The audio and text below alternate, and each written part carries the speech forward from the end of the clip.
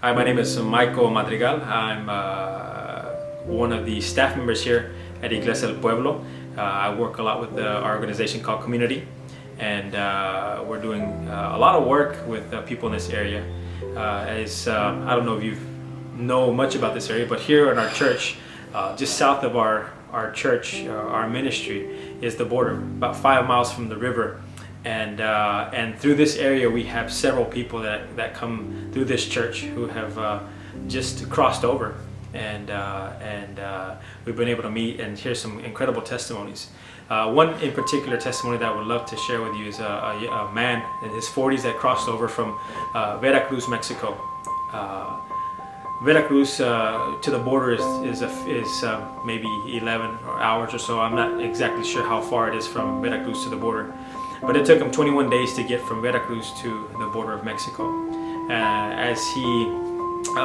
This guy we met him here one Friday morning. He showed up at our doorstep here at our church, and he begins to tell us his story and what happened. And he begins to share that he came from Veracruz looking for an opportunity to work. He was making about $11 an hour, a week over where he's from, and he just came looking for a better opportunity for him and his family.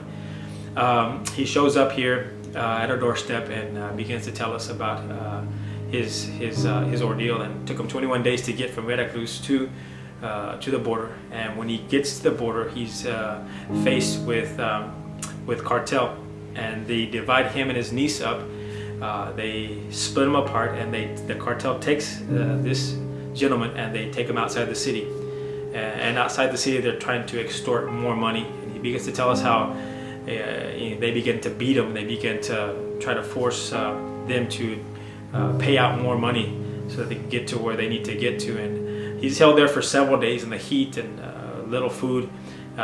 They finally, after knowing that they're not going to do much with him, they move him to the border and they decide to cross him. And once they cross him over to this side, another group that's connected to them takes them to another city. And he begins to say that they took him to another city here in the valley, and they put him in another room together.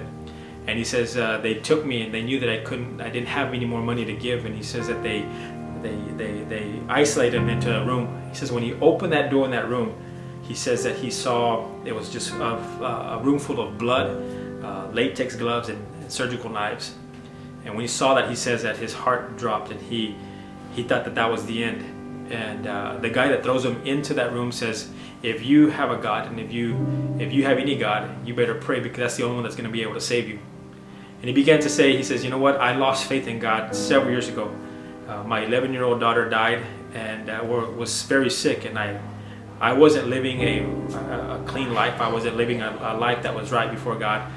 He said, but I prayed to God. I said, if you save her, I'll be grateful for the rest of my life. To make a long story short, he says that his 11-year-old daughter died, and he completely shut himself off from God, and he became very bitter towards him. So years later now, he's over here, and this man that throws him into this isolated room says, if you have a God, you better pray, because that's the only one that's going to save you. And he said he began to pray, and he says, God, I don't even know if you're real or not, but if you help me, and if you save me, and if you get me out of this mess, if you get me out of this situation, I'll give my life, I'll surrender my life to you. And he says that he was there for 3 days in that room. They finally took him out one evening, and they threw him in the back of a trunk. And he says they drove him around the valley on the expressway. They drove him and for several hours. And he said finally they made a stop. He felt the car stop. They opened up the trunk, and the guy pulls him out. He had got a pistol in his hand, and he tells him, you need to turn around, don't look back, and run. He says at that moment, when I began to just run, I expected a gunshot to go off. He goes, you don't understand the feeling, what it feels like to know that at any moment your life could end. And he said in the back of my mind, just kept praying and saying, Lord, help me.